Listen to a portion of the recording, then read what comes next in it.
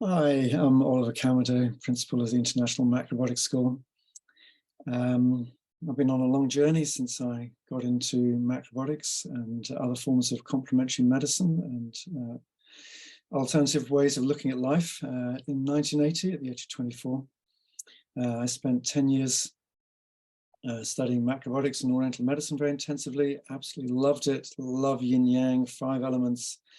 The whole thing of looking at food energies and looking at the effects of lifestyle and breathing and exercises and meditation, etc., on our health.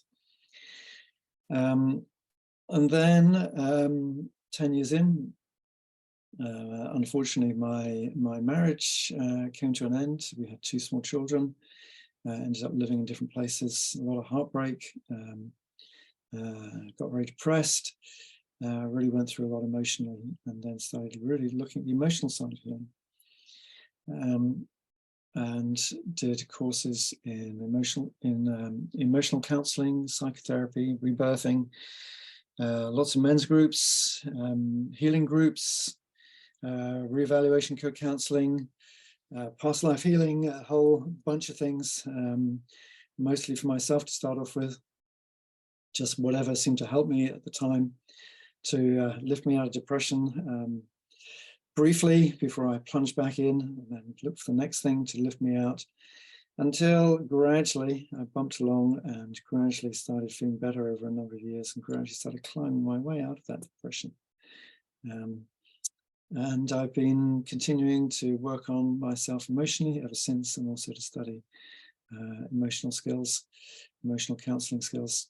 And so here at the International Macrobiotics School, we really include the emotional side of health and healing within our courses, and especially the longer courses, which I'll tell you a little bit about at the end.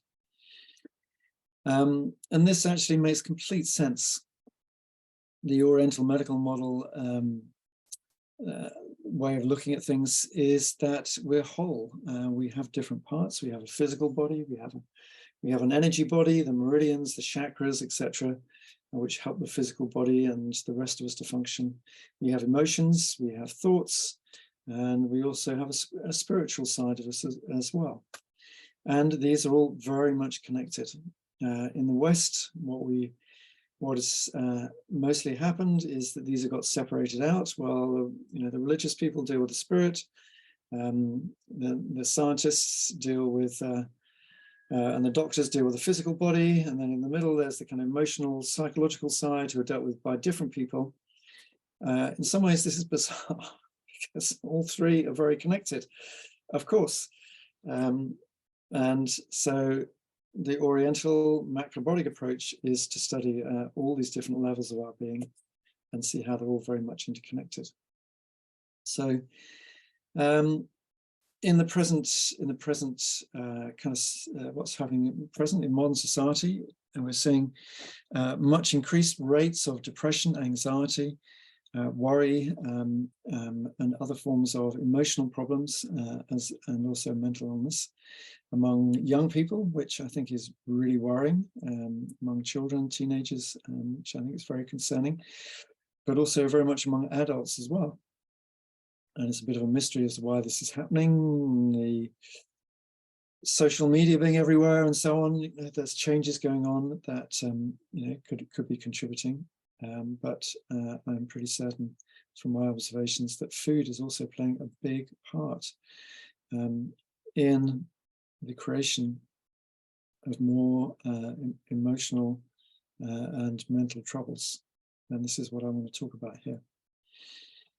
So the macrobiotic approach, the Oriental approach, is that our body is the vehicle that is carrying our emotional, mental, spiritual being. And of course, the health of our body really affects how we feel emotionally. If you become ill in your body, how do you feel emotionally? Often you feel more down, depressed, hopeless, and a whole bunch of emotions. So Oriental medicine has really studied in detail the connection between what is happening in the body and our emotions. Food is kind of material and energetic. We take that into our body. It affects our body physically and energetically, and then that has a big impact on our emotions. So very holistic way of looking at things. Of course, it also very much goes the other way, that if we are experiencing strong emotions in our lives because of difficult, traumatic experiences, growing up, a lot of anger, aggression, abuse, neglect, no one around, loneliness, etc. These impact us emotionally and will also impact the physical body. And in my first 10 years of studying macrobiotics, I'm beginning to give health consultations to people for mostly physical health problems. I was looking at it very much that way, that our physical health is what creates emotional health. But what I started seeing is that some people find it very difficult to make practical changes in their diet and lifestyle because of what they're holding emotionally. And when people start doing emotional work and healing various old emotions, then often they can come into making some positive changes to improve their physical health and getting more, and it becomes easier to heal physical health problems. So it can go, our emotions affect our body, but also our body really affects our emotions. And it's this relationship I want to talk about now, how our body affects our emotions. I've also studied a lot and talk about and write and teach about how our emotions over our lifetime really affect our body, which is also a very interesting study. But today, I want to look at how our body is our home, and what is happening in the body has a really big effect on how we feel emotionally and mentally. Or as I say, Oriental medicine sees, the way it works is it looks at, particularly at the organs in the body, and it sees that the organs have functions not only on a physical level, but also emotionally, mentally, and spiritually. So take the heart, for example. If you look at the heart just in a physical way, in a medical way, it's just a pump. That's all it does. It's a pump. It's just a mechanical pump. That's all the heart is. But look at our language and how we talk. We talk about coming from the heart, about being full-hearted, downhearted. We have a symbol, if we love someone, of the heart. This is where we feel love. This is where we feel compassion, empathy, affection, connection with other people, with pets, with animals, with nature. We have a lot of different feelings going through the heart. So obviously the heart is not just a pump. There's a lot that happens emotionally, mentally, and spiritually in our hearts as well. We can feel enormous joy, happiness, bliss in our heart as well. So we're not just a physical, our body's not just a physical machine, which is the kind of 19th, maybe 20th century way of looking at how the body works. It's also very emotional as well. So what I want to do is give you a couple of examples of how the body supports us emotionally, and how looking after the body can really help us emotionally, and then understanding the connection of how particular foods help particular organs, which then help us emotionally. Very strong relationships and correlations in all of this. So a lot of different organs in the body. I could go all the way through, but I'm just giving a short talk today. So I'm going to start talking off about the kidneys and the adrenal glands. So mechanically, we all know that the kidneys are producing urine. They're filtering the blood, producing urine, goes down to the bladder. Every so often we have a pee and get rid of certain waste, excess water, urea from the breakdown of proteins, excess minerals, etc. In Oriental medicine, as well as that, the kidneys and adrenal glands are seen as the place where we store our long-term energy. This is where we store our life energy.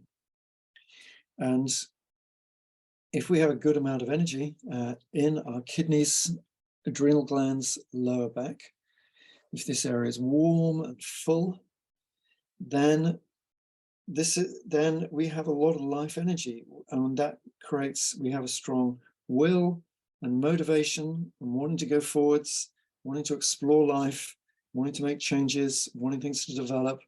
We want to evolve. They give us impetus, and they also give us courage. They give us the courage to try new things out, go to new places, try different kinds of work, meet different people, try different practices, try different foods, etc. And it also creates more heat in the whole body, and so we feel warm, energized. Even in winter, we feel happy because we've got this nice central heating happening inside the body. However, these days, many people are suffering from low kidney energy. And when the kidney energy becomes low, our basic life energy becomes low. Not only does the low back become weak, and we tend to very easily get low back problems, we can also get deeply cold in the body, start hating cold weather, a cold season, a cold winter, where we feel particularly depressed. So we're lacking in physical energy, but we also start lacking emotional, mental energy as well. We lose our motivation, we lose our will, we just, we feel insecure, we don't want to explore, we don't want to go out, we don't want to do new things, they all feel too much. We just much rather just stay at home, stay warm, not try anything adventurous, not do anything new, just do what we've always done. We lose our sense of adventure and exploration and evolution. And we become much more easily, we become anxious, frightened, insecure, and even small things can upset us. Sudden noises, people raising their voices, a phone call, having to pay for something which normally we wouldn't bother us, and then becomes a source of anxiety because we just don't have the life energy to deal with these circumstances, these kind of little kind of challenges in our life. So we feel very easily overwhelmed. Everything's too much.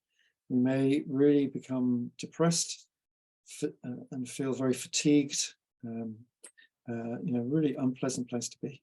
Probably most of us have felt this at least sometime in our life. I didn't feel it up to the age of about 34. Probably when I was about 37 or 8, I did that thing of burning myself out. Still young, still thinking, oh, I can just do anything, and my body will always hold up. And I was wildly overly optimistic and ambitious about what I could do, running Shiatsu school and macrobiotic courses and writing books and organizing congresses and working in different places, and just crazy when I look back. But sometimes we have to do these things once to learn that we can't do that for very long. And I burned myself out, and quite deeply. I had some chronic fatigue symptoms. Took me a bit of a shock. It took me a while to kind of come to terms with it, and then use my macrobiotic knowledge to plan a way out of it. And it took me a couple of years to really get out of it by cutting my work in half, looking after myself much better, looking at my emotions. Why was I overworking? Etc. And I really experienced that place of fear and overwhelm. And one very interesting experience, some of you might know that in South Wales, I like going walking in the hills. In South Wales, there's the highest mountain is called Pen y Fan, and it has a gentle side, and then it has a very steep side, which goes down, I don't know, 1,000 feet or something. So of course, everybody walks up the gentle side. I did that with a good friend in my early 20s, got to the edge, looked over the side. Oh yeah, 1,000-foot drop. Quite happy with that. Walk back down again. After I burnt myself out, went up again with a friend, and the fear was just incredible. When I got to about 50, well, maybe 40 yards from the edge, from the steep edge, I was just feeling so much fear. I went down on my hands and knees and I started crawling because I thought I really wanted to get to the top of this, to the edge of this mountain. And I just, even on my hands and knees, I could not get to the edge because my body was so full of fear. So I gave up at that point and went back down. I spent some years really building my kidney energy up again, which I'm going to explain how you need to do in a minute. And I feel like I did that quite well. Some years later, went up the same mountain with my son. Howling wind, steep edge, wind was blowing this way, trying to blow people off. And then halfway up, it started snowing. So we're in a kind of semi-blizzard. And we walked up to the edge, walked along the ridge, perfectly happy because I'd recovered my kidney energy. So this was such a strong demonstration for me of how the health of my body has a very big effect on me emotionally. Very interesting. And since I've experienced other organs, when they become more out of balance or weak, then I start feeling other emotions more strongly. And so this is a kind of added incentive for me to keep my body in good health, which I'm conscious of all the time. Not paranoid, but just day by day, wanting to keep myself in the best health I can. Not only to enjoy good physical health, but also to enjoy feeling more emotionally stable and balanced. Of course, things always happen in life that bring up our emotions and disturb us emotionally. But if we've got a solid base, then we're much more able to deal with those. If we haven't got a solid base, then they can just be overwhelming and take us over and be, all too much. So, bringing in the food side.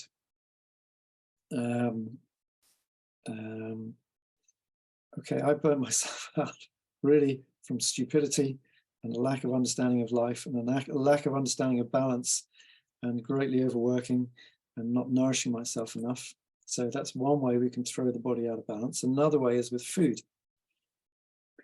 The kind of food that really depletes the kidney energy are stimulants. And we kind of live in the modern culture is a culture of stimulants, taking stimulants all through the day, every day. Because we don't have, a lot of people don't have a balanced life and don't know how to look after their kidney energy. Well, then people are tired. I would say from people I've talked to in groups, probably 2/3 of the British population are tired all the time. Some really fatigued, some exhausted, and yet somehow we keep going. And then, of course, stimulants become very attractive. Coffee, black tea, sugar, maybe alcohol to some extent, but particularly those stimulants, sugar and caffeine, and the soft drinks that they come in and so on, people become dependent on them.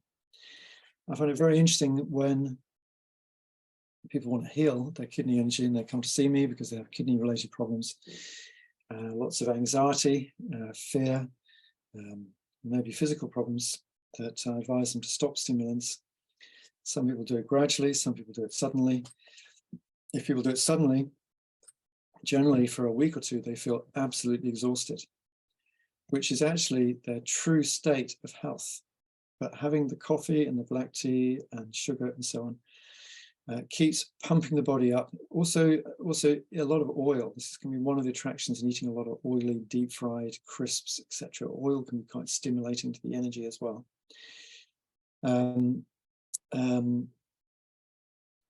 When you take away the stimulants, people then feel their true energy, and often that is real exhaustion. And then through changes in lifestyle and in food, they can gradually start building their energy back up again to get their normal, active, full amount of energy going in the body. So it's almost become the norm now that one has tea and coffee and cake and biscuits and sugar, all the way through the day. I must admit, I feel particularly compassionate towards nurses who I've seen quite a lot of working in the NHS. I keep hearing about how they're working and how hard they have to work and how they pretty much all work extra hours unpaid just because of the shortage of staff. and very often don't get meal breaks, which actually is absolutely criminal, because having a meal break is how we replenish our energy. And if we skip meals, it's a sure recipe for burning out. But what I hear is what often happens is someone goes out and gets a load of donuts or cakes or, fast food, which can be eaten extremely fast, to stimulate the kidney energy, so that people can just keep going.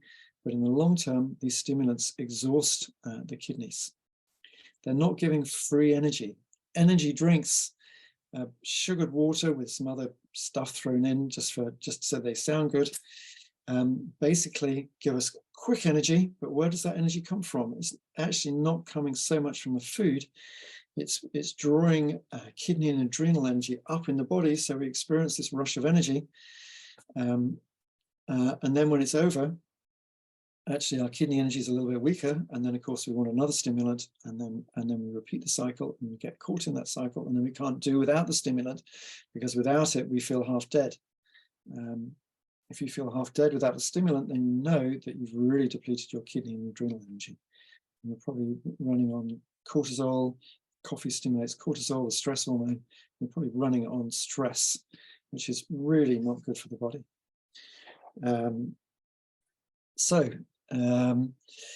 How do we support the kidneys, and how do we support our emotional well-being with food? We want to eat foods that bring energy into the body rather than stimulants and foods which take energy out. This means eating warm foods, especially long cooked foods, stews, soups, casseroles. When foods are long cooked, there's more warmth and energy in the food, which then particularly brings energy into the kidneys. Also, foods which hold a lot of ki. Among plant foods, this is the seeds of plants. And the seeds we eat, we eat sunflower seeds, pumpkin seeds, etc. But also grains, which are the seeds of grass plants, contain a lot of ki, a lot of life energy. And also beans, lentils, and things made from them like tofu and tempeh. These, when they're relatively unprocessed or just very simply processed, they contain a lot of ki. If we process them highly, we make the grains into breakfast cereals. We take out the soya protein and make it and extrude it and mix it up and push it through machines and make highly processed soy products and TVP.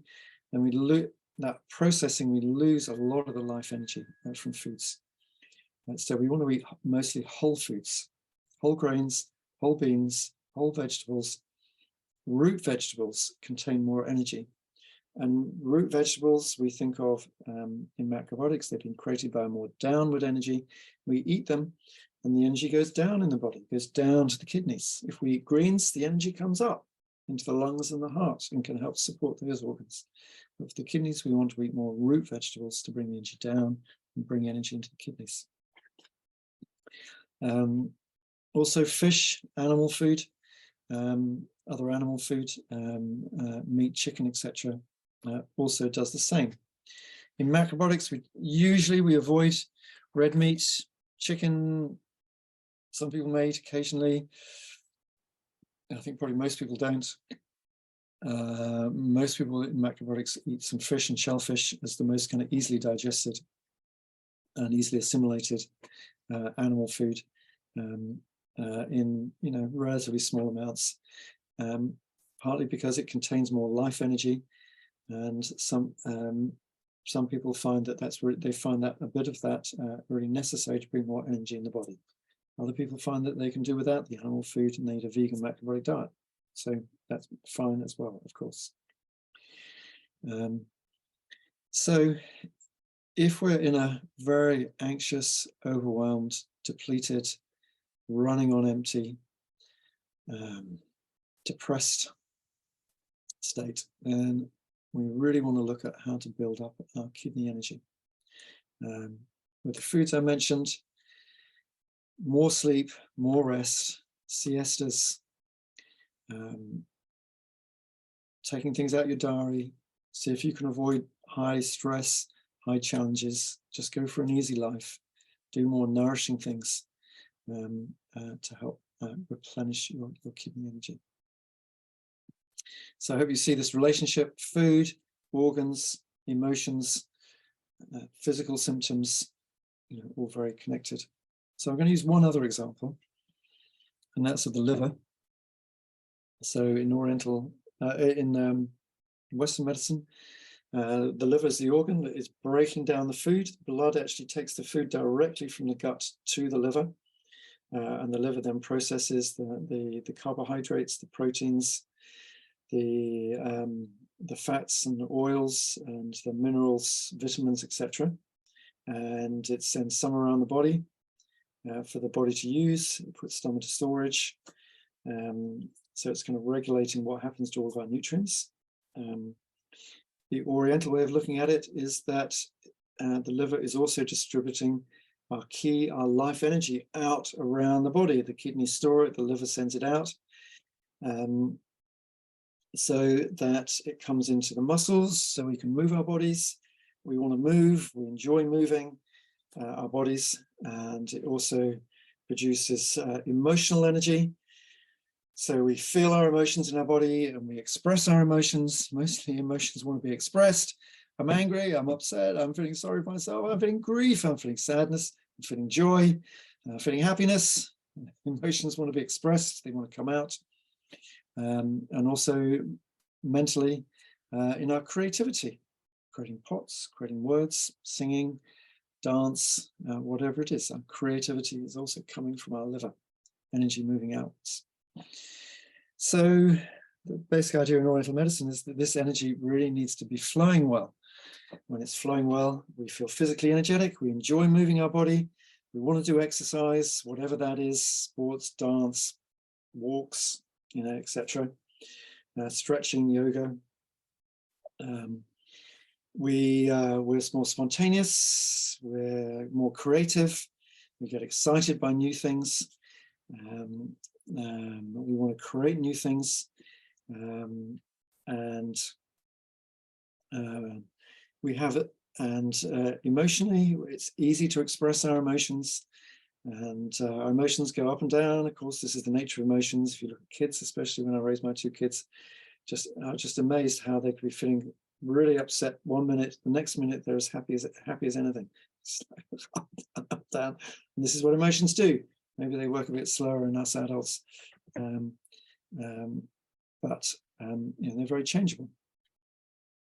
And if the liver energy is flowing, then they keep flowing. They don't get stuck.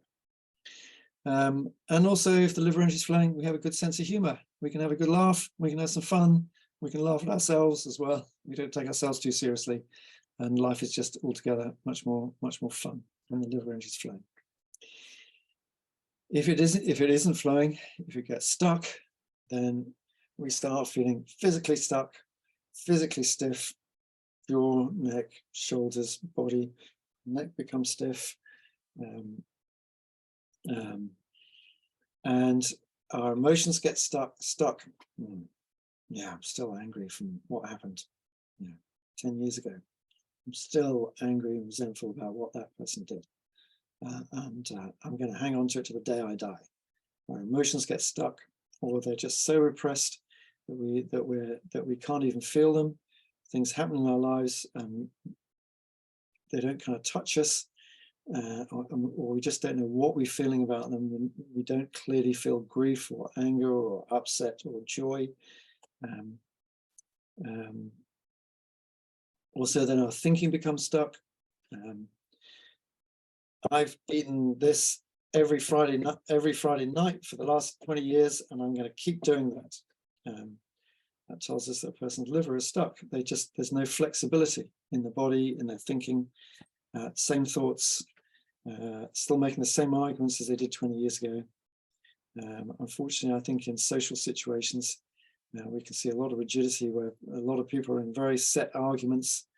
A lot of people talk about the polarization that's going on in society at the moment. American politics becoming very polarized. These people think they're right. These people think they're right. Okay, well, talk to each other, because probably both of you are speaking some truth. and you need to learn from each other, and then maybe you'll find a way of cooperating in the middle. But people seem to become very entrenched in opposite views. Stuck livers, lack of flexibility.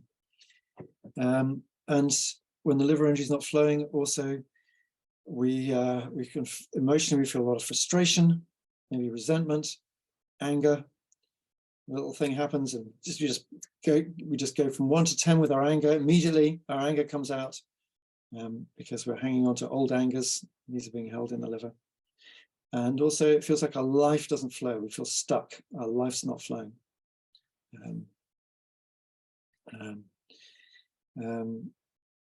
So big impact. We can also feel depressed. It's a different kind of depression to the kidney depression. When our energy is really stuck, and again, we feel heavy. We don't feel any energy. It's not because there's a lack of energy in the body, as with kidney depression. It's because we have energy, but it's stuck. If you want to test it out, which one it is, go for a brisk walk. If it's the liver energy that's stuck, after doing some brisk exercise, you will start feeling more energy and you'll start feeling a lot brighter emotionally. If your kidney energy is really exhausted and you go for a brisk walk, you'll just start feeling really tired quite soon. And just think, oh God, this is too much. I just want to be at home. I just want to be warm. I just want to take a rest. That would be a sign you're suffering more from the kidney type depression. There are also actually 3 other kinds of depression in the 5-element theory. A kind of heart depression, low heart energy depression, a kind of spleen energy, and also a lung depression. So they all have different forms, which just shows how important it is to really be working on our health. Foods in the liver. Foods which block the liver are particularly really heavy foods, very concentrated foods, particularly foods high in fat and protein and salt.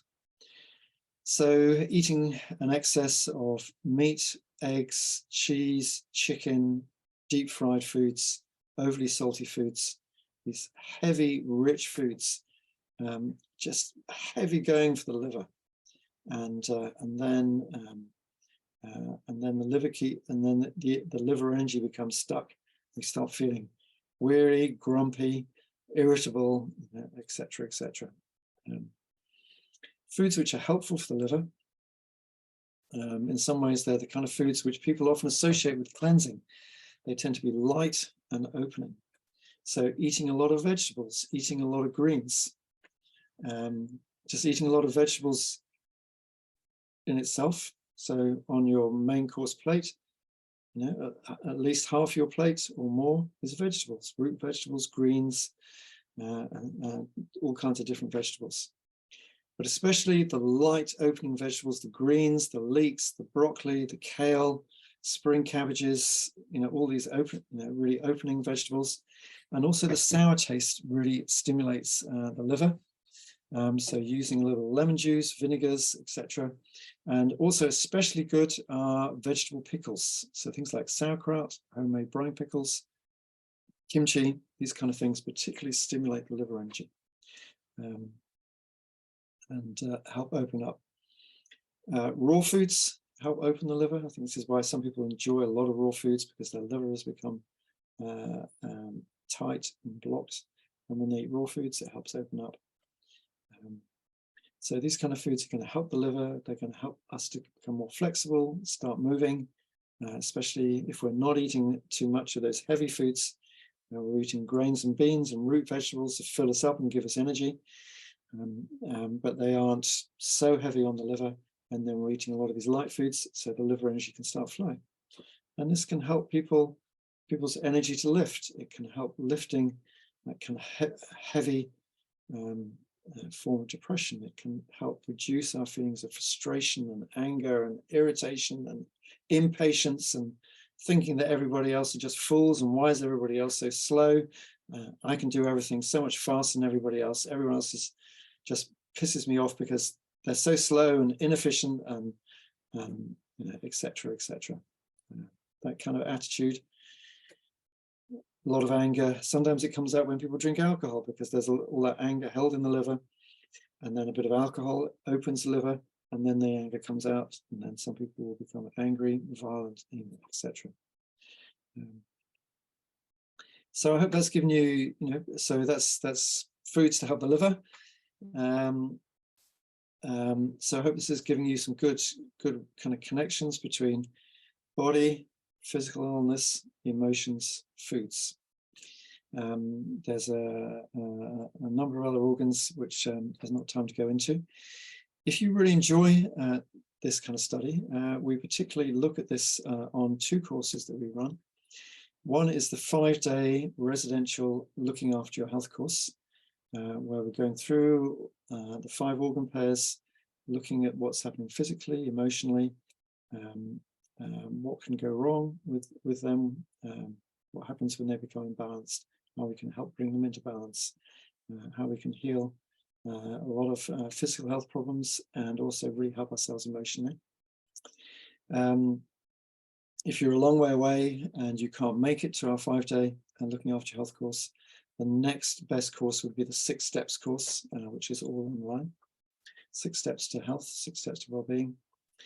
And if you really want to go into this in depth, then roughly 30-day foundation year course, where we're starting we really go into this side of healing ourselves emotionally. Part-time course spread over about 9 months. We have one fully residential foundation course. We have another that's 2/3 online, so you can study from home wherever you are, and then with just one intensive at the school to learn a lot of the practical aspects. And we're learning a lot about Oriental medicine, about cooking, about energy flow, about exercises, and also looking at what's happening with us emotionally, and how we can change our health and help ourselves emotionally with our emotional healing. So if you would like to pursue this further, it would be really wonderful to see you on one of our courses. Yeah, so hope to see you soon. Thank you for listening.